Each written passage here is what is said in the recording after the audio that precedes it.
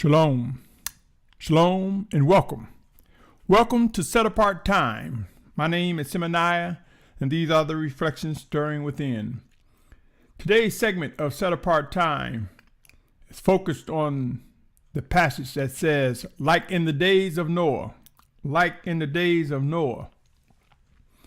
My brothers and sisters, in Matthew 24:37-39, it reads as follows.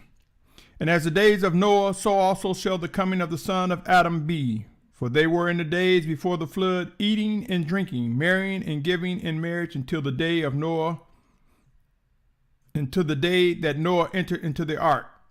And they did not know until the flood came and took them all away. So also shall the coming of the Son of Adam be. My brothers and sisters, this was a passage. It was a segment when the taught one when the taught ones was asking Yahusha HaMashiach about the last days. And I submit to you, end time warnings are welling up around us in many different fashions. Many people are speaking some of the same language as regards to a warning. Like in the days of Noah, there were those who didn't realize what was happening until it occurred.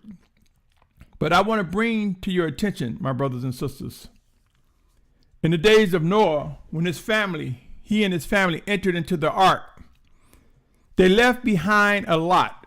Whatever dwelling structures that they had, they left behind. Whatever friends that they may have had on a practical level were left behind.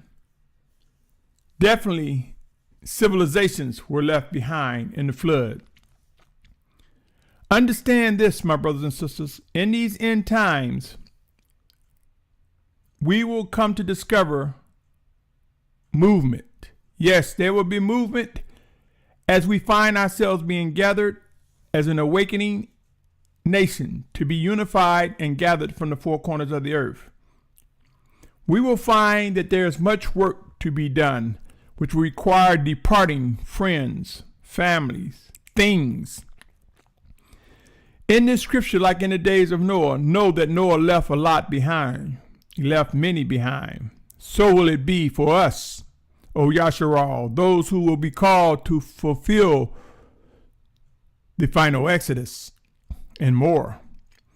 There will be individuals who will not be participants of the exodus, but will be ordered to move as destruction, as the face of the wrath of the Most High and large, and flame and pestilence and disease and fire. As we begin to see his wrath and the destruction that is prophesied begin to enlarge among the face of the earth, we will find that there will be forced movement. There will be the gathering of the set apart, some gathered to shelter in place and be the last warnings and messages to those who will be left behind, and others gathered to be transported across the big pond or the Atlantic Ocean or across the borders of the specific countries that they are in, to be gathered to that set apart mountain, which I believe, as I mention often, is Mount Sinai, the true Mount Sinai, currently known as Jabal al-Lawz. Like in the days of Noah, there was stuff left behind. There were people left behind. So I encourage you this day, my brothers and sisters, to begin discussing with one another. What are you willing to leave behind? When are you willing to leave behind? And be mindful that the ultimate plan is a plan from the Almighty Father. Be mindful that there are living orders, not requests, orders and demands from the Most High that will be adhered to, that will be obeyed. So let us have a mind to adjust and adapt as we find ourselves facing these end time warnings, as we find ourselves coming to grips that much and many will be left behind as we find ourselves gathered. So like in the days of Noah, though we know that there was a side of those who were rebellious and were lost, there was also the mixed emotions on the ark for truly Noah's family.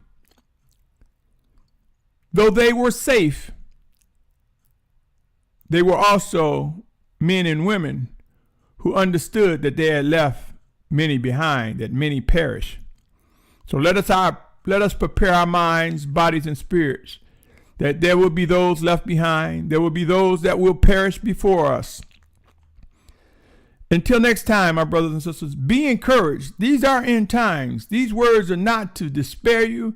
These words are not to make you sad, but to rejoice, knowing that the things that are written in Scripture are unfolding before our very eyes, unfolding before this generation. Well, my brothers and sisters, I pray that you are encouraged. I pray that you're in good health and growing in much wisdom and discernment, for there is much work to be done.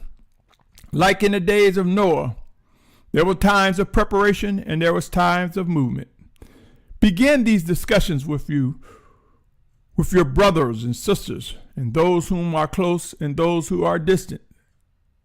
Get a feel for what the Spirit of Yahushua is saying as we grow into a readiness position to receive what lies ahead. So until next time, continue to be encouraged. Lift your head up and know that this plan belongs to the Most High, and that He indeed set His Spirit, His set-apart Spirit, in Yahusha's name, to direct us, to guide us, to teach us, to free us from strongholds, to comfort us. Until next time, shalom, shalom, shalom.